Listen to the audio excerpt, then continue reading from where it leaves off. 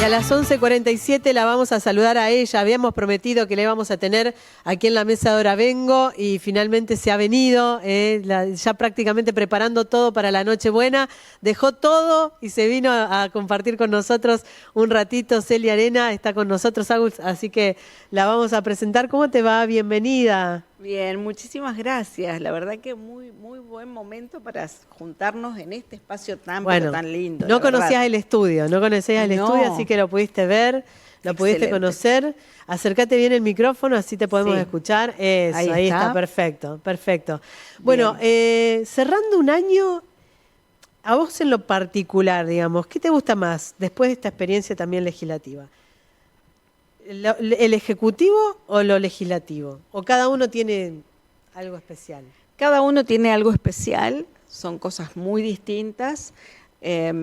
A mí particularmente creo que disfruto más el ejecutivo porque uno está permanentemente tomando decisiones y con herramientas para poder tomar esas decisiones e inmediatamente poder dar una respuesta con lo que implica, digamos, también administrando las posibilidades que tenés, pero debo reconocer que es mucho más desgastante, mucho más desgastante. El ejecutivo es 24/7 con toda la intensidad, porque, porque uno tiene la responsabilidad de estar gestionando, tomando decisiones. El legislativo tiene de bueno que es una parte que para nosotros, y lo encaramos así también, se puede generar ámbitos de debate y de intercambio. Ajá. Nos parece que eso es como muy importante, donde vos podés manifestar las diferencias, pero bueno, tenés que argumentar, tenés que fundamentar, tenés que estudiar y eso tiene un impacto, porque desde el legislativo vos estás dando consistencia mediante legislación a cosas que son muy importantes para la provincia. Digo, porque si no uno habla y dice, bueno, pero ¿qué es lo que hacen? ¿Cómo me impacta?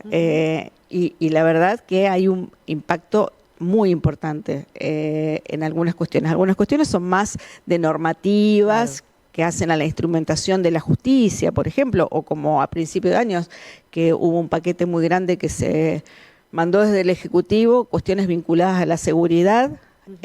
Principio de año, fines del año pasado, porque nosotros terminamos... Entre diciembre y enero. El 11 de diciembre terminamos nuestra gestión, el 10 de diciembre, el 11 asumió el nuevo gobernador y la semana siguiente estábamos debatiendo toda esa batería de proyectos vinculados al tema de seguridad. Y nosotros lo dijimos en ese momento, viniendo del Ejecutivo, terminando una gestión con mucha intensidad, que nuestra decisión, la decisión de Omar Perotti, era no frenar ni trabar ningún tema que tenga que ver con resolver cuestiones complejas o cuestiones profundas para Santa Fe y para la gente de Santa Fe. Cosa que nos pasó a nosotros. Nosotros, siempre lo digo, yo lo digo en el recinto, siempre digo, bueno, ya sé que soy reiterativa, pero lo pienso decir siempre, tuvimos una legislatura absolutamente obstruccionista, absolutamente. Hubo temas como por ejemplo la autorización de la toma del crédito de la ley de conectividad, que si hay algo que tiene impacto en la vida de la gente de toda la provincia, uno de los temas es que es internet de alta calidad para toda la provincia, sobre todo los establecimientos educativos inicialmente, pero un tendido de fibra óptica, establecimientos escolares, un crédito aprobado por la Nación que había dado el aval, pero además el único que la CAF, que es una institución sumamente seria, a la única provincia que le había reconocido esta posibilidad era Santa Fe. Claro. 1 año y medio estuvo en la legislatura, sin absolutamente ningún motivo, 1 año y medio. ¿Qué pasó? Ese año y medio hizo que después de que se aprobara, por supuesto los tiempos para la ejecución, para avanzar, son mucho más largos. Exactamente, pero aparte de la falta de seriedad, la gente de la CAF no entendía qué era lo que pasaba. Bueno, así un montón de otras cuestiones, como las leyes de emergencia de seguridad, que pasaban un montón de tiempo. Entonces nosotros trabajamos con ese criterio, y la verdad que en ese paquete de leyes pudimos también dar un debate muy interesante, y fue un momento inicial. Algunas cosas acompañamos, otras no acompañamos, pero sí venir de la gestión nos daba ese backup interesante para saber qué proponer, qué cuestiones, qué garantías se tenían que plantear en estas cuestiones. Así que trabajamos mucho, muy intenso. Y eso está muy bueno del legislativo. ¿Y se puede trabajar intensamente aún sabiendo que el oficialismo tenía mayoría tranquila como para aprobar lo que quisiera o gran parte de lo que quisiera, sin sentir que es una escribanía la legislatura? Es que yo creo que ahí tenés dos posibilidades. O te plantás en la oposición sin mucho argumento más que decir, tirar piedras. Claro. O decís, bueno, yo doy el debate, que esa es nuestra idea. Nosotros damos el debate. Ahora, para eso hay que trabajar, Claro. hay que estudiar, hay que tratar de armar las propuestas con sentido, hay que, digamos, generar esos espacios de intercambio con el oficialismo, sabiendo que después, obviamente, es la regla de la democracia de las mayorías y las minorías. Claro. Pero en eso nosotros encontramos la posibilidad de que muchas cuestiones de fondo se incorporen en esta legislación que fuimos aprobando. Y después, obviamente, después de todo ese trabajo que vos hacés, de elaborar las propuestas, de hacerlas, de tener esos espacios de diálogo, también está la posibilidad de decir, bueno, está bien, se incorporaron estas cuestiones que para nosotros eran esenciales, pero la verdad que con el conjunto de la ley no estamos de acuerdo o con lo que va a suceder.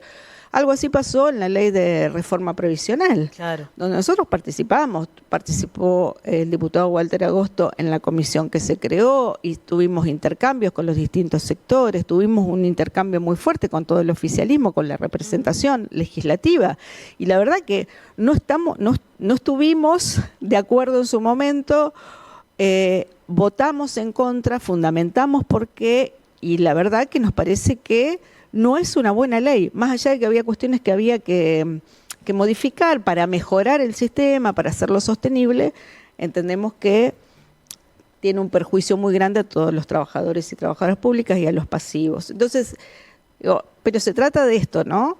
De poder tener ese espacio, pero sobre todo, y lo reitero porque esto es central, lleva mucho tiempo de trabajo, de estudio, de evaluación, de ver legislación comparada, qué pasa en otras provincias, cómo se instrumenta, cómo viene la historia de nuestra provincia, cómo es la realidad de nuestra provincia.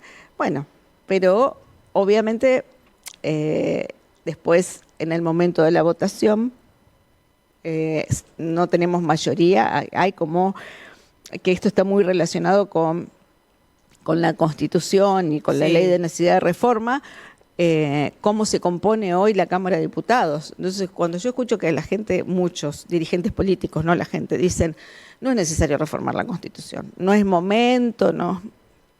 La verdad que hay un punto, yo creo que es muy rica la Ley de Necesidad de Reforma, muy rica, se abre la posibilidad de discutir y de poner en debate y de tener una constitución, la constitución de los vivos, ¿no? Una constitución acorde a lo que es la provincia de Santa Fe hoy, de cara al futuro, para las nuevas generaciones, que represente lo que la vida de acá para adelante, la vida institucional, política de derechos, de garantías.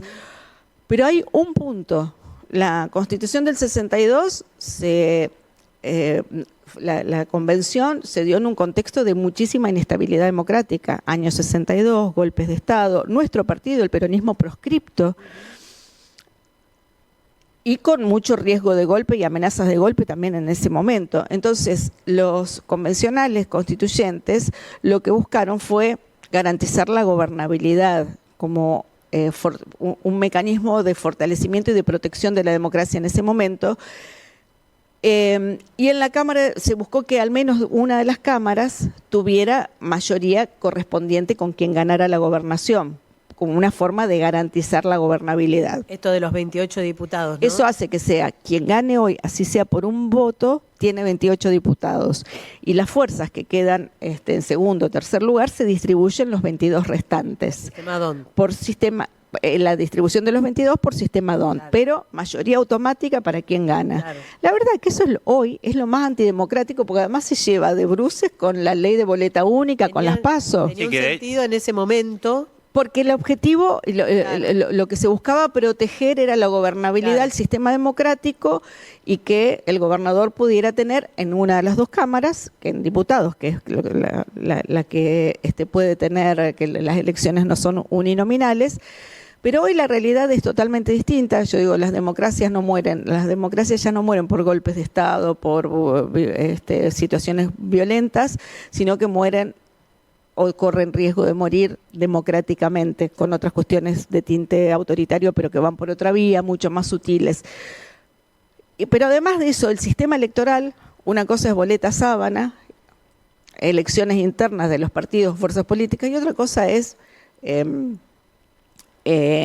boleta única, paso, donde se rompe mucho la oferta electoral de cada espacio, de cada partido, de cada frente. Pero digo, y mucho pueden decir esto, a la gente ¿qué le importa? Y porque es más calidad institucional. Porque si hoy el oficialismo tiene 28 diputados y diputadas y nuestro interbloque tiene 9, el bloque Somos Vida tiene 7, el bloque del Frente Amplio de la Soberanía tiene 3 y el bloque del diputado Argaliana tiene 2. Hay monobloques. Sí, por eso, pero en términos generales, si se hubiera hecho la distribución por sistema DONT, como es lo que se propone en esta reforma constitucional, el oficialismo tendría 19 diputados. Que significa no tener la mayoría automática para poder aprobar. Nosotros, las leyes. Juntos Avancemos, tendría 17, o sea, solamente 2 diputados menos. Eso es lo que refleja el resultado de la elección.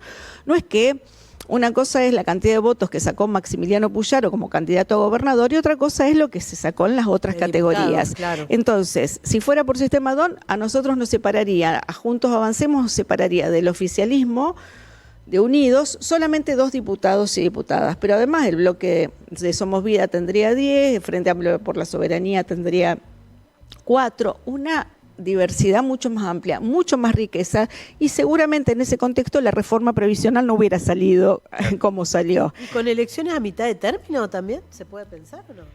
Bueno, esto es toda una discusión, nosotros ahí, a ver, no sé si ustedes se acuerdan de esto, de todos los mensajes que Perotti mandó como gobernador, que nunca, digo, de los, no sé, 97 creo que se trataron en los 4 años, 40 y pico, no llegaron a 50.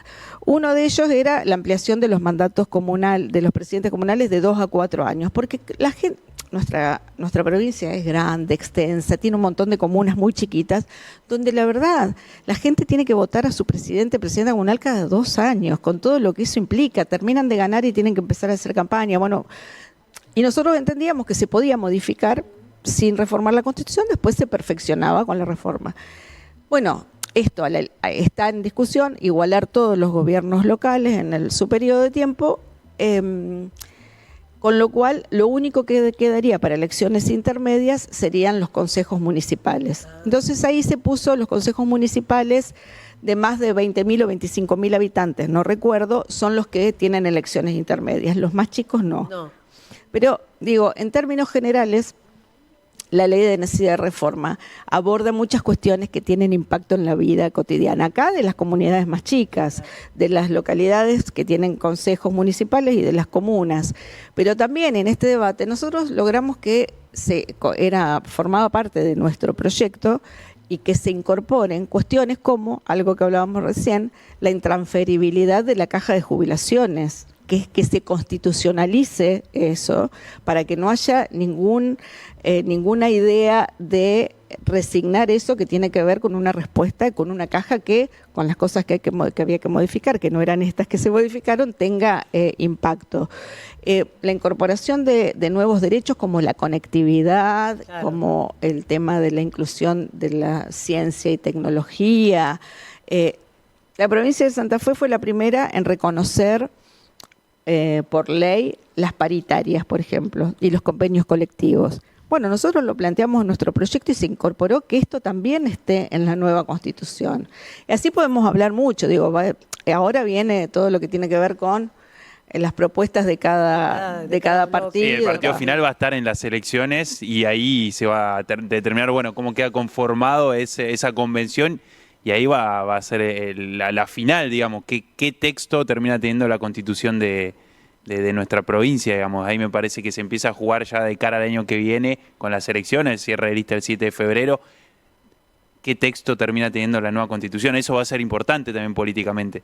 Sí, seguro, porque bueno, ahí es donde es el desafío de involucrar a toda la población para salir de esta trampa de los que, por una cuestión, yo digo, la política siempre mirándose el ombligo, porque la verdad que es innegable. Yo decía algo que para nosotros es central, ¿no? Esta Constitución que sea con herramientas concretas, la Constitución de los vivos. ¿Por qué digo eso? Porque es de acá para adelante, para los próximos 20, 30, 50, 60 años, y nos parece que hay muchas cosas que tienen que ver con la vida de la gente en cada una de nuestras localidades, en las ciudades, como cuestiones que habrá que plantearlos en la campaña y avanzar, y que la gente pueda definir entre las distintas propuestas que hay, sabiendo que eso va a tener un correlato que va a ser a su vida institucional. Celia, cerramos el 2024 con la verdad, un proyecto que era importante y que tuvo sanción definitiva porque se aprobó en las dos cámaras, que tiene que ver con el boleto educativo gratuito. Así Exacto. Que para ustedes es un momento, un hito importante en la legislatura, ¿no?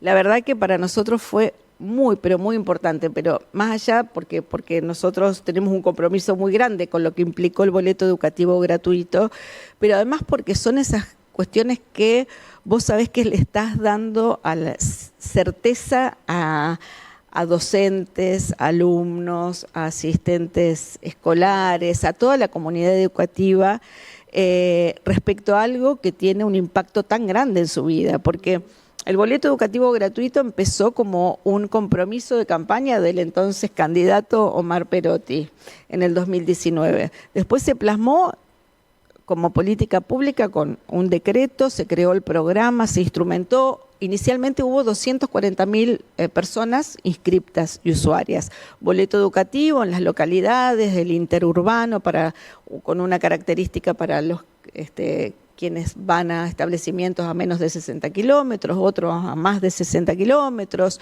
el boleto educativo rural. Todo eso se instrumentó y se fue consolidando como una política pública que produce un ahorro muy importante en el bolsillo de todos, pero además de eso,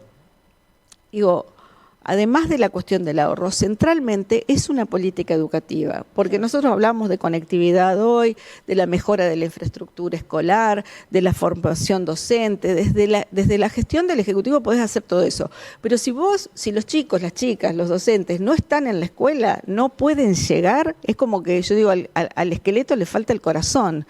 Por eso, centralmente es eliminar una barrera muy fuerte en el acceso a la educación. Centralmente una política educativa, pero claramente es una política de transporte, es una política económica, porque produce un ahorro más con el incremento que hubo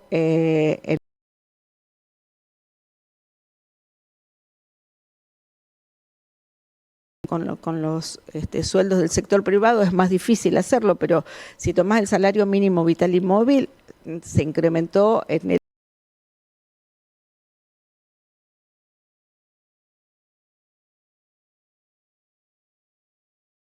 claramente algo que tiene en la vida de las familias, tiene un impacto muy grande. Y haber podido llegar a ese consenso, porque digo, yo creo, nosotros entendemos que eso es lo que la gente espera de la política y de los políticos. ¿Viste?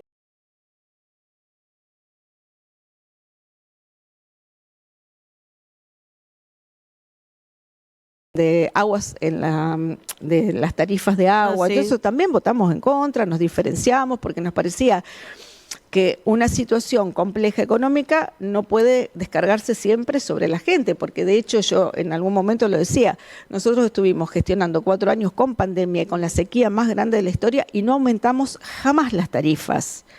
Ningún aumento de tarifa, ninguna imposición que pusiera a la gente, o en el caso inclusive de lo que fue el impacto del ámbito productivo, en una situación más compleja que la que está trabajando. Por supuesto que después hay que rediscutir, porque eso en algún momento hay que equipararlo, pero no de la manera que se hizo, porque hay situaciones, vemos lo que implica, lo que tiene, si nosotros vemos en la provincia, lo que es la situación de las pymes, la situación de la industria, el tema del desempleo, cómo impacta, cómo está impactando el desempleo. Entonces el Estado tiene que tener una política que contemple eso. Y ese reclamo lo hicimos en base sobre todo a esa experiencia de nuestros 4 años, donde uno obviamente cuando gestiona, cuando gobierna, tiene que tomar decisiones que son difíciles y ver qué es lo que se prioriza a la hora de afectar recursos. Así que en este sentido nos parece, y vuelvo, porque tenemos diferencias, damos los debates que hay que dar, pero sabemos que las decisiones que se toman son para la gente, no son para la política, para decir, uy, soy el más opositor, y dale, ¿y qué le resolviste a la gente siendo opositor? Y lo recalco y lo reitero, esto no quiere decir que está todo bien, no, pero dar los debates y tomar decisiones que puedan avanzar hacia esta situación. Por eso lo del boleto educativo fue muy bueno, que se pueda aprobar y que ya pueda ser ley. Y bueno, seguramente se seguirá mejorando.